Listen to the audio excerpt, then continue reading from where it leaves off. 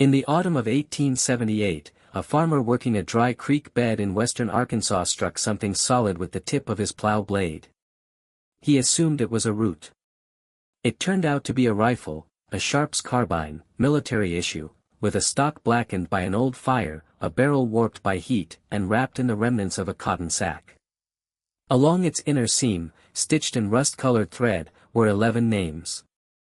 9 of those names had previously appeared on federal death warrants filed at the courthouse in Fort Smith, just across the state line. The remaining 2 had disappeared from every census, tax roll, and church ledger in the Indian Territory, as though the earth had opened and swallowed them without a trace. That same afternoon, the farmer carried the rifle and the sack into town and placed them on the desk of the federal marshal.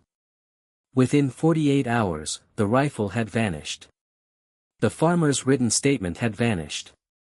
And the name at the very bottom of the cotton sack, underlined 3 times in the same rust-colored thread, had vanished along with them. For nearly a century, no serious historian would acknowledge that name belonged to a woman.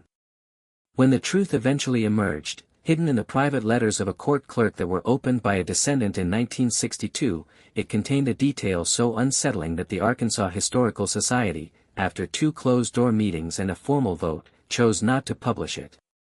The file remains sealed today. Before we proceed with the story of the woman the Choctaw Roads came to call Nani, meaning sparrow, the only bounty hunter on the American frontier whose very name made outlaws bury their weapons in the dirt and flee toward the Mexican border, please do me a small favor. Subscribe to this channel so you won't miss any of these forgotten stories. And in the comments, tell me what state, country, or city you're listening from right now. I'm always amazed by how far these tales travel, and I read every single comment. To grasp what this woman did, and why the records of her deeds are so deliberately fractured, you must first understand the land she operated in. The territory between the Arkansas River and the Red River in the post-Civil War years was not a state. In any meaningful legal sense, it was not even America. It was the Indian Territory, a vast expanse of unorganized land covering what is now eastern Oklahoma, set aside by treaty for the Cherokee, Choctaw, Chickasaw, Creek, and Seminole nations after the forced removals of the 1830s. Because it was not a state, state law had no reach there. Because tribal courts held jurisdiction only over their own citizens, any person, man or woman, who was neither a tribal member nor a federal soldier could commit murder in broad daylight on a creek road at noon and walk away untouched by any sheriff.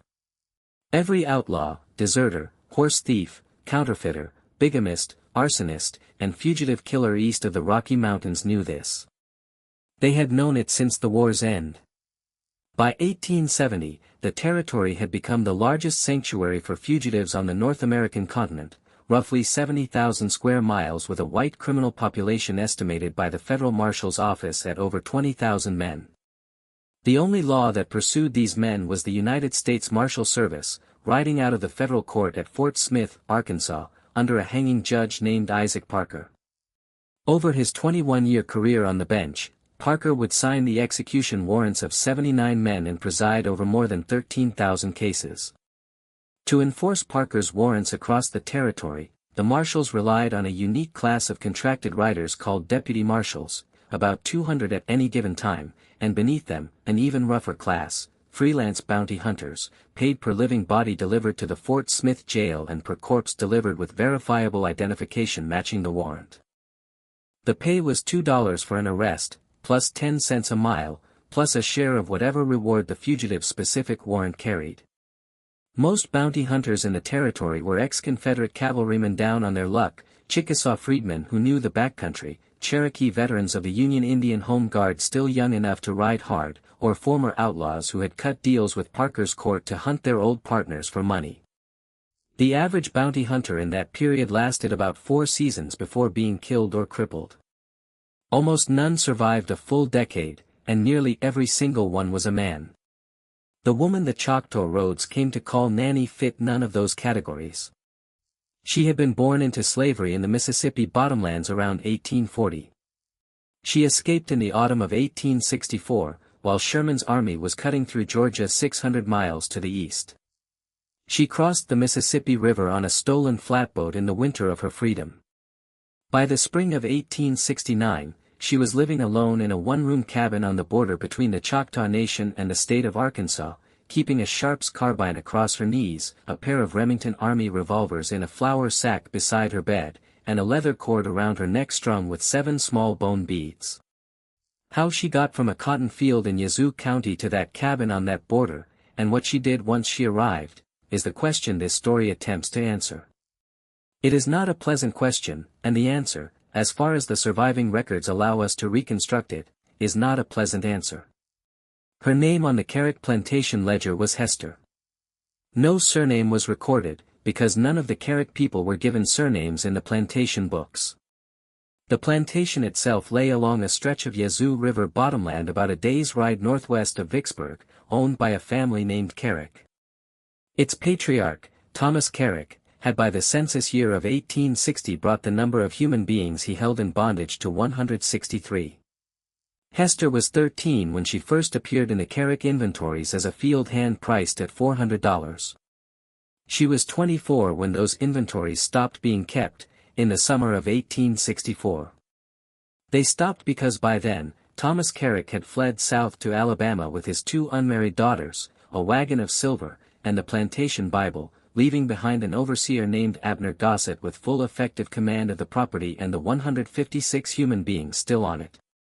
Abner Gossett was the kind of man whose reputation does not survive in the polite histories written by his grandchildren, but does survive vividly, and in terrible detail, in the Works Progress Administration slave narratives collected by the Federal Writers Project in the 1930s. 3 different former Carrick people, interviewed independently in 3 different states over 2 years, described Abner Gossett in nearly identical terms. He was a small man, no more than 5'6", with pale red hair thinning on top, pale red eyelashes, skin that burned easily in the sun, and a habit of smiling, a quiet, almost patient smile, when he gave orders that would cause suffering. He kept a pack of 6 dogs trained from puppies to catch runaways, and he had taught the lead dog to hold a grown man at the throat without closing its jaws. He kept a leather-handled braided whip he had named, without any apparent sense of blasphemy, the preacher, and which he used with what one interviewed woman called a terrible patient steadiness, as if he were reading a sermon out loud 1 verse at a time. He also kept a ledger of his own, separate from the plantation books, in which he recorded the punishments he had administered and the names of those who had been, in his own particular phrase, corrected. Hester's name appeared in that ledger more than any other. We know this not from the ledger itself, which was burned sometime in 1865, but from the testimony of a woman named Roa Green, who had been Hester's half-sister through their shared mother. In the spring of 1937, at the age of 91, Roa sat on the back porch of her granddaughter's house in Memphis, Tennessee, and talked for 4 hours into the microphone of a WPA interviewer named Lemuel Krause. The interviewer's typed transcript, now held in the Library of Congress collection, runs to 47 pages. 41 of those pages are about Abner Gossett. The other 6 are about what Hester did on the night she left. It was the 2nd week of September 1864. The cotton was in. The war was 16 months from its end, though no one on the Yazoo River knew that yet. That afternoon, Gossett had ordered 3 men flogged publicly in the yard for stealing corn from the corn crib.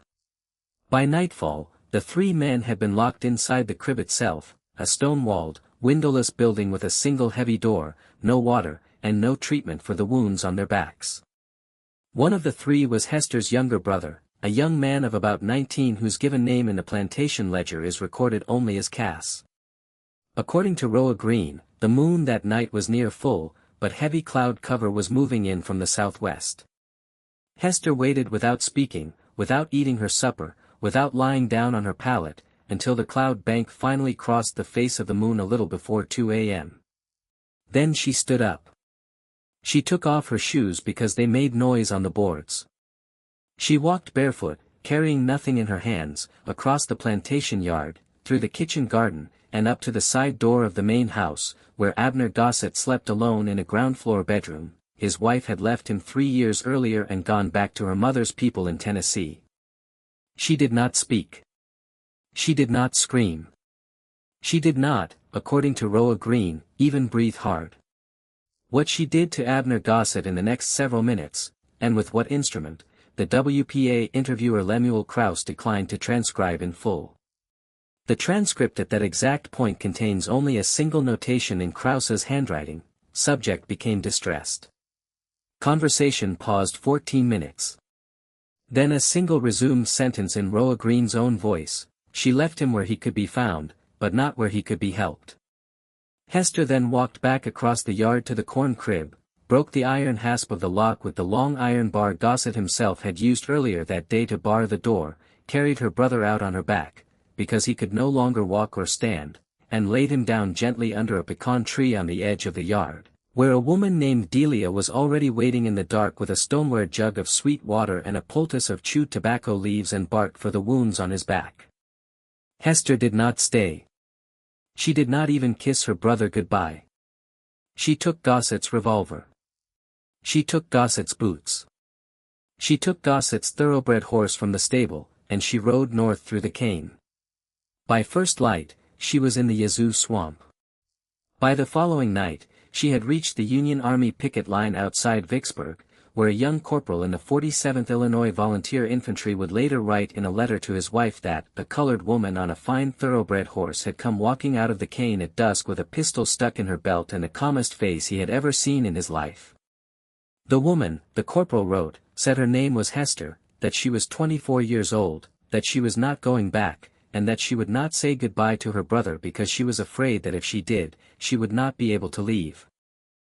The corporal's letter, preserved today at the Illinois State Historical Library in Springfield, is the first document anywhere in the United States in which Hester appears as a free woman. It is also the last document in which she appears under that name. From the Vicksburg picket line, she moved north with the Union supply trains, working her passage in exchange for food and a place to sleep. By the winter of 1865, she had reached the river depot town of Cairo, Illinois, at the confluence of the Ohio and Mississippi rivers. There she found work as a laundress in a boarding house catering to Union officers.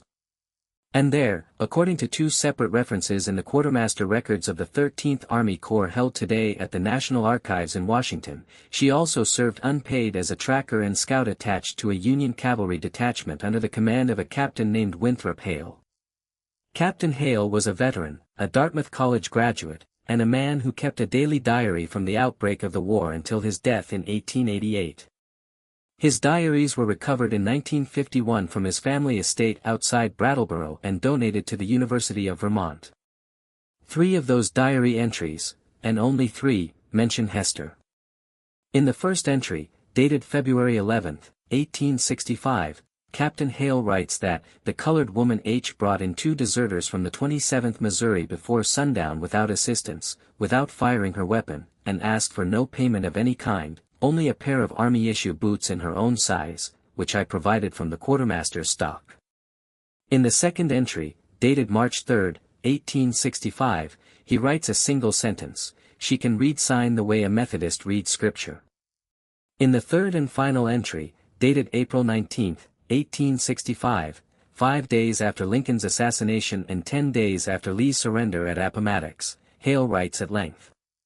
He notes that H had come to him at dawn, already dressed for the road with her horse saddled outside the tent, and had asked to be formally released from whatever informal service she was still rendering to the army. He asked where she intended to go. She told him, in words he quotes directly, that she was going to find the man Gossett, whom she had left at Carrick the previous September, and who, she had only learned the week before from a freedman passing through Cairo, had not in fact died of his wounds. He had been found by a Confederate field doctor on the road out of Vicksburg, nursed slowly back from the edge of death over the winter of 1864-65, and had since spring joined a Confederate guerrilla band operating in the borderland between southern Arkansas and the Indian Territory under a false name. Captain Hale wrote that he tried for the better part of an hour to talk her out of it. He reminded her that the war was ending, that the country was exhausted, that a colored woman riding alone into that country would have no law to protect her, no friend to bury her, no witness to speak her name. She did not argue. She did not raise her voice. She simply listened until he was finished, thanked him for the boots and for the use of his horse, and walked out of his tent in the cold gray light. He never saw her again. Which brings us, by the long way around, to the Indian Territory, and to the 5 years of her life between the spring of 1869 and the autumn of 1874, about which we know all at once the most and the least, and by a considerable margin, the most disturbing things. Between those dates, a woman answering her description appeared and reappeared in the court records of the federal court at Fort Smith. Always at a distance, never directly. She never testified in open court. She never signed her own name to any document. She never accepted payment in person from any federal officer. She collected her bounties entirely through an intermediary, a Choctaw freedman named Isham Folsom, who had fought in the Union Indian Home Guard during the war and by the late 1860s had settled on a small farm at Scullyville, earning a quiet supplementary income as her banker and go-between with the marshals. The court clerk's ledgers record that in those 5 years, bounty payments totaling $4,611.27 were paid out to Isham Folsom on warrants served by, in the clerk's consistent phrasing across more than 30 separate entries, the colored female tracker known as Nani. That was an enormous sum in the currency of the period, roughly the lifetime earnings of a skilled tradesman. It represented the capture or killing of at least 31 federal fugitives. She operated alone, without a partner, without a posse, without any backup. She rode a succession of different horses, never keeping the same animal longer than a season, because she knew a horse was the first thing an outlaw would recognize on a road. She wore, according to 3 surviving eyewitness accounts of her at work, a long man's wool coat dyed black with walnut holes to kill the shine, a wide-brimmed black felt hat pulled low against the sun, heavy broken-in boots, and around her neck under the coat, a thin leather cord from which hung 7 small notched bone beads. No man or woman ever saw her in any of the accounts we have without that cord. The beads, as whispered rumor ran among the outlaws of the territory, were one for each of the 7 men she was still looking for. She did not take the men she was not looking for, and she turned them in alive when she could, significantly more often than the men of her trade. She accepted the lower bounty rather than deliver a corpse. But when it came to one of the 7, she did not bring him in alive. She did not bring him in at all. When she found one of the 7, the body was never seen again. The horse would walk into a settlement days later. The cabin would be found undisturbed. The trail in the dirt would simply stop, and a single filed bone bead would be left somewhere at the scene, smooth and pale against the dark ground. The first of the 7 men to be crossed off her list was a Missouri guerrilla named Jubal Creech, who had ridden with Quantrill's raiders during the war, had been at the Lawrence Massacre of 1863 according to 2 sworn depositions, and had afterward joined the same Arkansas Indian Territory brush band as Abner Gossett. In the summer of 1865, Creech was found, or rather, Creech was not found, in the spring of 1870 on the Pine Mountain Trail north of the Kiamishi River. His horse came walking into a Choctaw settlement 3 days later, with his saddlebags still tied on, his rifle still in the scabbard, a full canteen at the pommel, and a single bone bead filed smooth, wedged carefully into the stitching of the saddle where it would be found by anyone who unsaddled the animal. The Choctaw light horseman who examined the horse said the bead was a message, though they would not say to whom, from whom, or what it meant. The second of the 7 was a Cherokee freedman turned horse thief named W.I. Spann, who had joined Gossett's band in 1866 after the hanging of his own father for stealing a judge's mule, and who had developed a particular reputation for violence against women. Spann disappeared in the winter of 1871 from a remote log cabin on the north branch of Black Fork Creek between one evening and the following morning. His cabin, when deputy marshals reached it 4 days later, was undisturbed in every respect. His coffee pot was still on the cold stove. His boots still stood side by the door. His pipe still lay on the table next to a dog-eared copy of the Talihina newspaper. And on the table, placed in the exact geometric center of a square of clean white paper, was a single-filed bone bead. Beneath the bead, written in a careful schoolroom hand that several readers have described as unusually beautiful, were the names of 3 women and 2 children. A missionary schoolteacher in Talihina later recognized them as 5 Carrick plantation people, 3 adult women and 2 young children, who had been sold away from the plantation in 1861, separated from their families and never heard from again, with W.I. Spann himself listed in the surviving bill of sale as the buyer's agent who arranged their transport south. The third, fourth, and fifth of the 7 fell in quick succession across the summer and autumn of 1872, in circumstances that for reasons of length I will not detail here in full, except to note that in each case, a filed bone bead was left where the body should have been, that each man had been named in his own prior confession to some priest, friend, or drinking companion as having been present at the carrot plantation during a specific and documented act of cruelty committed against Hester's mother, whose name in the carrot inventory of 1854 was recorded as Tempe, and that in each case, the trail followed by deputy marshals, sometimes for days, simply ended at a riverbank, at the lip of a sinkhole, or at the edge of a cotton field, as if the man had walked into the ground and the ground had politely closed over him. By the early spring of 1873, the 2 names remaining on Hester's bone cord were Abner Gossett himself and a man about whom, I must warn you now, the surviving records are so fragmentary, so deliberately redacted, so carefully and institutionally broken, that we cannot even be entirely certain of his real name. The court clerk whose private letters to his wife first surfaced in the spring of 1962, when his grandson opened a locked trunk in an attic in Van Buren, refers to the 7th man in a letter written in the early summer of 1873 as simply, "the man we do not speak of." He notes in that same letter, in a tone of considerable unease, that the marshal's office in Fort Smith had received that June a direct instruction from Washington, delivered in person by a senior official of the Department of the Interior who had traveled down specifically for this purpose, not to issue any warrant under any name for any fugitive associated with a certain federal property in the Indian Territory. He does not name the property. He does not name the fugitive.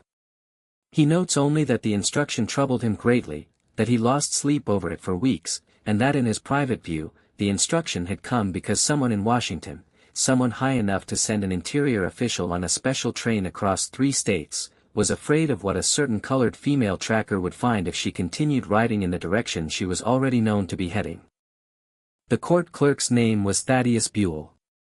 Born in Vermont, educated at a small Presbyterian college in Ohio, he had come to Fort Smith as a young man after the war. His letters to his wife, who had remained in Ohio during the first 3 years of his appointment because of ill health, are the single most important primary source on the last phase of Hester's life. They are also the source that the Arkansas Historical Society, meeting on 2 separate occasions in the autumn of 1962, voted by majority not to publish. If you're finding this story as unsettling as I am, take a moment right now to hit the like button below.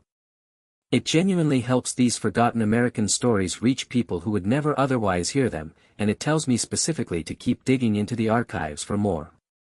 And if you already have a theory about who the 7th man was, or what the instruction from Washington was protecting, drop it in the comments. I read every single one.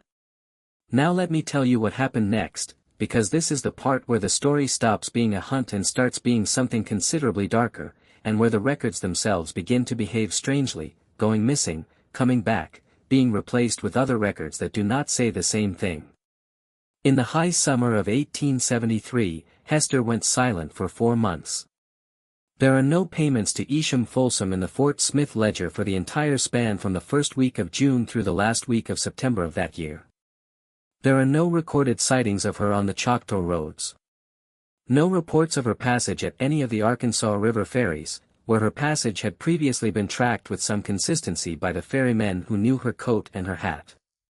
No whispered rumors at any trading post in Muskogee, Atoka, or Eufaula.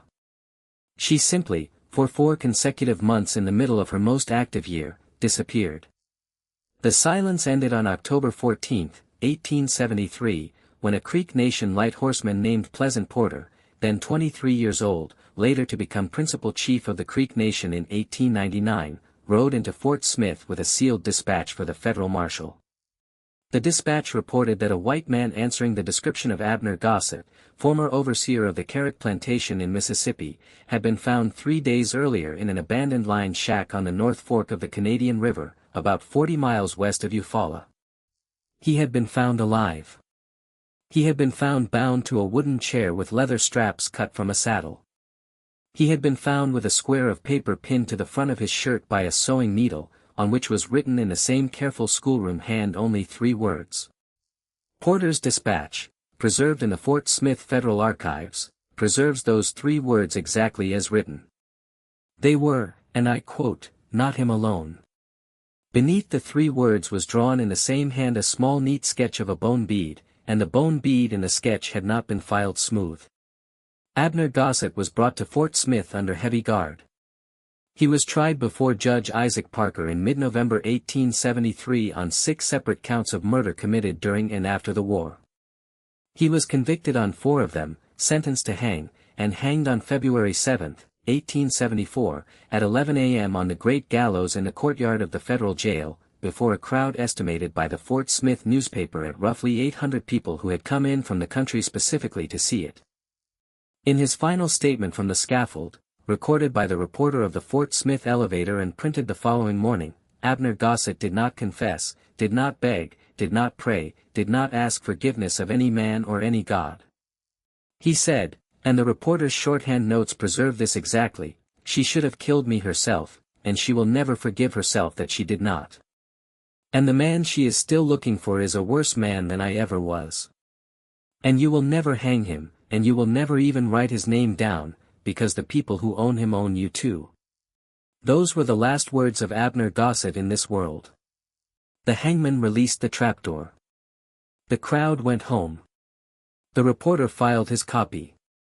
And Hester, wherever she was that morning, began the final hunt of her life, the hunt that would consume the last 15 months of her work, take her across 3 states, and bring her at the end to something she had not expected to find, and that we ourselves, reading the records 150 years later, are forced to confront as the thing the Arkansas Historical Society could not bring itself to publish. The 7th name on Hester's cord, as it turns out, was not a name at all. It was a title. And the title, in the surviving margin notes of Thaddeus Buell to his own personal copies of the court ledger, was Indian Agent. Specifically, the federal Indian agent assigned to a particular agency within the Indian Territory between 1855 and 1861, a man whose official federal duties included the distribution of annuity payments to one of the 5 tribes, the licensing of white traders doing business within that tribe's boundaries, and, most importantly for this story, the regulation of slavery within the agency's jurisdiction. This last duty existed because at that date, the 5 tribes were themselves, in the eyes of federal law, sovereign slaveholding nations, and the agent's role therefore included, among other responsibilities, the official return of runaway slaves who had crossed into the territory from the United States to their legal owners in the states east of the Arkansas River. The agency in question was a real place with real buildings, real employees, real account books. It still exists today as an archaeological site on federal land, though the original buildings are long gone, and only the foundations and a single restored outbuilding remain. The agent in question was also a real man. His name is known to researchers. It appears in the Department of the Interior appointment rolls for 1855, and it appears in the department's termination rolls for 1861, when he resigned his position for reasons described at the time as personal. I have chosen, after consulting with a living descendant of one of the families involved, not to put his full name into this video, because there are still people alive today who bear his name and his blood and who have had no part whatsoever in the things I am about to describe. What matters for the story is not his name, what matters is what he had done. According to the reconstruction assembled in the autumn of 1962 by an amateur historian named Silas Fry, a retired schoolteacher from Fort Smith who had spent the better part of 3 years reading Thaddeus Buell's letters and cross-referencing them against federal records and plantation purchase ledgers, the agent had, between 1855 and 1861, run a private business on the side of his federal position. He used his official powers to identify runaway slaves from the southern states who had managed to reach the Indian Territory. He captured those runaways with the help of a small standing group of 4 or 5 hired men inside his own agency. He then sold them, not back to their original owners, which would have required paperwork and attracted notice, but to entirely new slaveholders in Texas and Arkansas, at a substantial personal profit that he pocketed directly and never recorded in any official ledger. The business was illegal under both federal and tribal law. But because of the geography of the territory and the almost complete absence of federal oversight of agency activity, it was effectively invisible to anyone outside the 4 or 5 men personally involved. Silas Fry, working slowly through 13 boxes of agency records transferred to the Federal Archives in 1861 and never examined by any historian in the intervening century, identified by name at least 34 separate individuals who had been taken through the agent's private pipeline in those 6 years. 29 of the 34 names were fully recoverable. One of the 29 names, on a bill of sale dated November 17, 1854, was Tempe.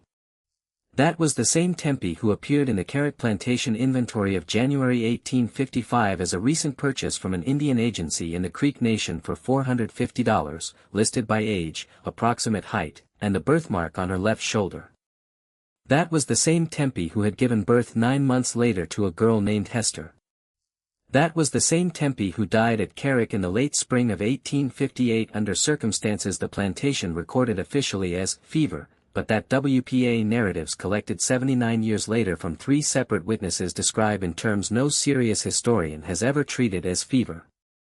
Hester had not known. This is the piece of the story that strikes hardest, and the hardest to write about calmly. The records we have, fragmentary as they are, suggest strongly that Hester had believed throughout her entire life, from earliest childhood on the plantation until the late summer of 1873 when she was already 33, that her mother had been born at Carrick, had lived her whole life at Carrick, had died at Carrick, and had never seen any other piece of ground in the world. What Hester learned in the late summer of 1873, and what caused her to go silent for those 4 unaccounted months, was that her mother had once, for a very brief period, been free. Her mother had been born into slavery on a cotton plantation in Monroe County, Alabama, in 1834. She escaped at 19 in the early spring of 1853, walking west for 41 nights across Mississippi, Louisiana, and the eastern edge of Texas. She made it to the Creek Nation in the late summer of that year. She was alive, free, and safe in the Indian Territory for 10 full months.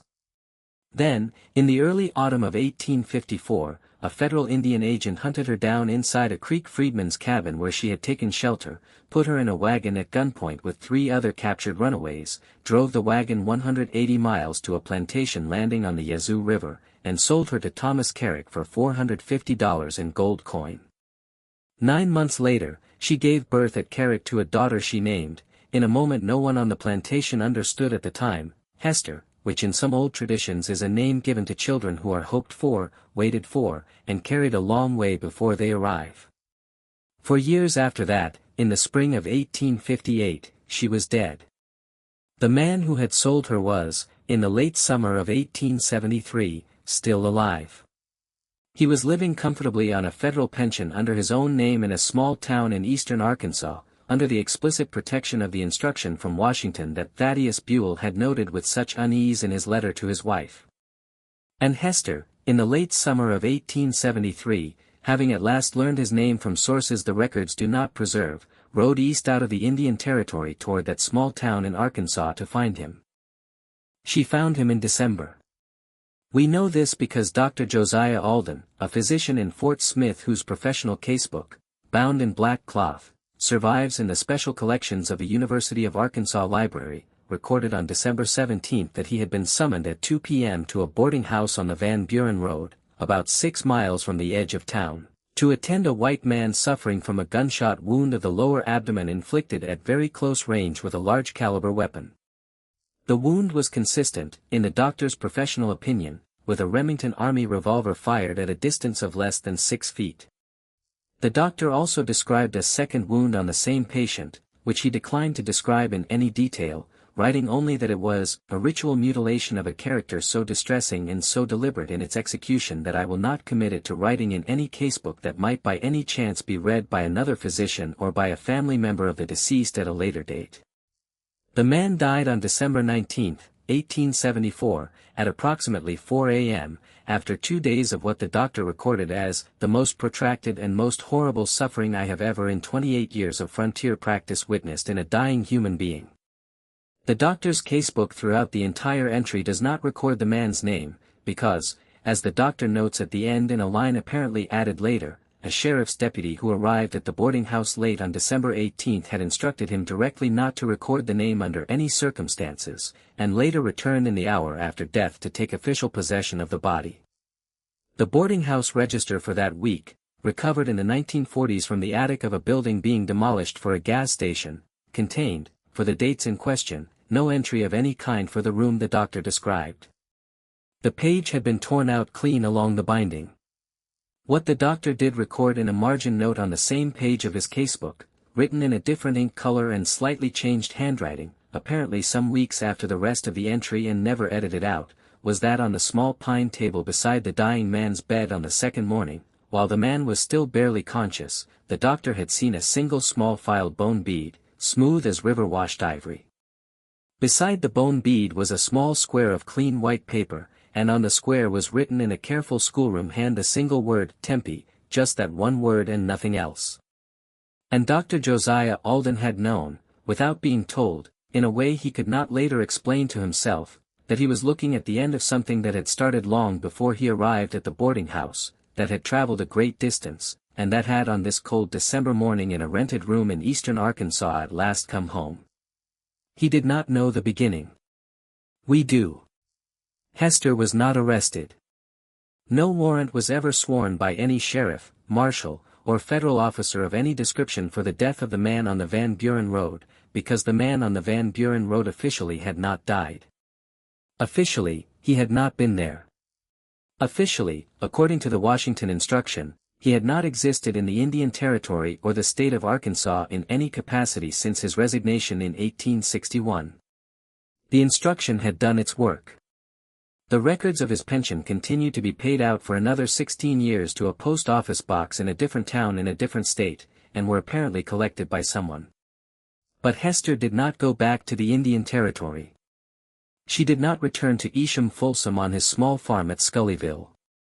She did not collect another bounty from the Fort Smith court. She did not, as far as any surviving record anywhere indicates, ever fire a weapon at any person for any reason for the remainder of her life. What she did do, according to the last document that mentions her by any name, was buy a piece of land. The land was 80 acres of cut-over timber country in a shallow valley in the hill country of western Arkansas, about 30 miles northwest of Fort Smith and 12 miles from the nearest town. The deed was recorded in the county deed book on March 11, 1875, under the name Hester Alden, the surname apparently borrowed with permission from the doctor who had treated her mother's killer and who seems, from a single surviving letter in the Alden family papers, to have become in the last weeks of 1874 and the first weeks of 1875 her unlikely friend. She paid $160 cash for the 80 acres. She built with her own hands, and with occasional help from 2 black carpenters from the nearest town, a small 2-room frame house on the land with a stone chimney and a good well. She planted an orchard of Arkansas black apple trees. She kept bees, 9 hives by 1878, and sold honey in jars at the Saturday market in the nearest town. She is recorded in the 1880 federal census of that county as a widow, black, approximately 40 years of age, occupation farmer, living alone, unable to read or write, which was not true, but was what she told the census taker. After the 1880 census, the trail goes cold. There is no death record for Hester Alden in the county register. There is no grave marker in any cemetery in the county bearing that name. There is no will on file at the courthouse. The 80 acres, the frame house, and the apple orchard passed at some point before 1900 into the hands of a small black Methodist church in the county, which held the land in trust as a burial ground for black Civil War veterans and their families, and which still stands on the property today as a small congregation of about 60 members, with the original orchard still bearing fruit each autumn. Whether Hester was buried in the orchard herself, under some other name or no name at all, or whether she simply walked one morning out of the frame house and into the woods and kept walking, we do not know. We may never know. The cotton sack rifle, the Sharps carbine the farmer plowed up in the Dry Creek bed in the fall of 1878, has been identified conclusively by 3 separate American firearms historians working independently over 4 decades as the specific weapon issued from the Union Cavalry Quartermaster's stock at Cairo, Illinois. In the winter of 1865 to a Union cavalry scout attached to the detachment of Captain Winthrop Hale. The serial number on the receiver matches the quartermaster's ledger. The 11 names stitched into the inner seam of the cotton sack have been matched by painstaking archival comparison to known fugitives of the Indian Territory between 1869 and 1874. In 9 of the 11 cases, the name corresponds exactly to a man known to have been killed or captured by the tracker Nani in those years. In the 10th case, the name corresponds to the man on the Van Buren Road in December 1874. In the 11th case, the name corresponds to no fugitive, no soldier, no agent, no person of any description who has ever been successfully identified by any researcher in the 148 years since the rifle was plowed up.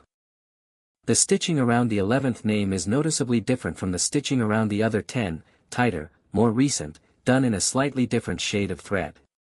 Some researchers, working with what little they have, argue that the 11th name was added to the sack at some point after March 1875, perhaps years after, and represents a person Hester was still looking for at the very end of her life, a person she never found, whose identity died with her somewhere in the hill country of western Arkansas. Others have argued something else entirely, that the 11th name on the cotton sack is a name Hester gave herself. They argue it is the name of the woman she had become by the end, the woman she had been forced to become in order to do what the law and the government of the United States had refused to do. On this reading, Hester had added her own name last, not because she intended to kill herself, but because she understood at some level she could not speak aloud that she had been hunting one more person the entire time, and that the person was herself. Which reading is correct? We do not know. We will never know. The rifle itself, after removal from the farmer's hands on the second day it reached the marshal's office in 1878, passed through a succession of federal offices over the following 13 years, was catalogued at the National Archives in Washington in the summer of 1891, stored in a locked evidence room in a basement of that building, and marked for official disposal in the spring of 1924.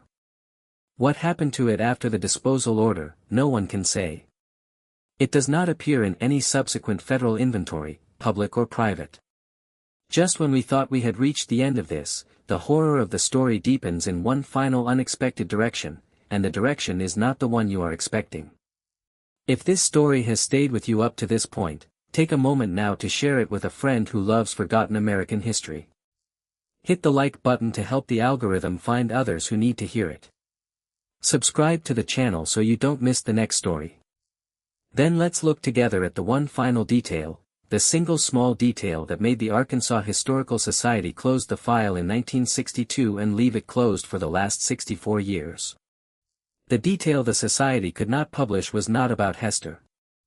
It was about the agent. Silas Fry, the amateur historian who had assembled the dossier in the autumn of 1962 out of Thaddeus Buell's letters, the agency records, and scattered testimony, had in the course of his research tracked down, through the slow work of genealogy and county probate records, a living descendant of the agent's family. She was a woman in her late 60s, the agent's great-granddaughter, a retired schoolteacher like Silas Fry himself, living alone in a small white frame house in a small town in southern Arkansas. Fry wrote to her, explained the nature of his research in general terms without revealing the worst of what he had found, and asked whether any family papers survived from her great-grandfather's time in federal service. She wrote back within a week. There was a trunk in the attic. It had been in the family since the agent's death in 1893. No one in the family had ever opened it, so far as she knew. She invited Fry to come and help her open it. Fry drove down on a Tuesday in October 1962. He spent the better part of a Wednesday afternoon sitting with the elderly great-granddaughter on the floor of her small overheated attic, going through the contents of the trunk piece by piece.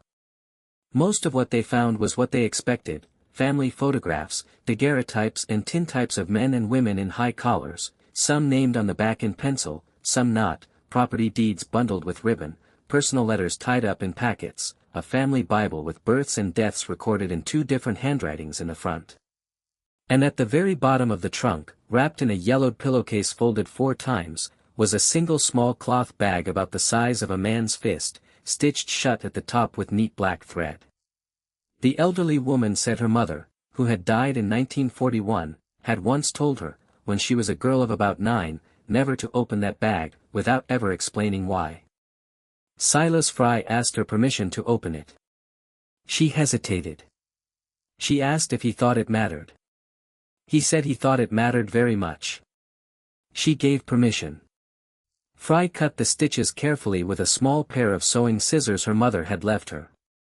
He opened the bag. Inside, separated by small squares of yellow tissue paper so they would not tangle with one another, were 14 locks of human hair. Each lock was tied at one end with a different colored silk ribbon, red, blue, green, black, and others. Each lock was pinned to its tissue paper with a small brass pin.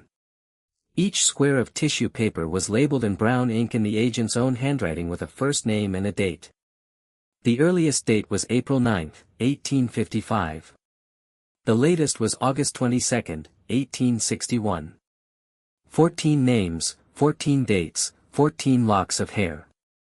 He had kept them for 32 years, from the end of his federal service until his death in 1893. He had kept 14 locks of hair in a small cloth bag in a trunk in an attic, hidden from his wife, hidden from his children, hidden from every other human being who ever lived in that house. The 13th name on the list, tied with a black ribbon, written on tissue paper dated November 17, 1854, 2 months before the sale of her to Thomas Carrick on the Yazoo River, was Tempe. The elderly great-granddaughter, the retired schoolteacher, had not known. She had not known any of it. She had not known her great-grandfather had trafficked in human beings. She had not known the small cloth bag her mother told her never to open contained what it contained. She had not known the names, the dates.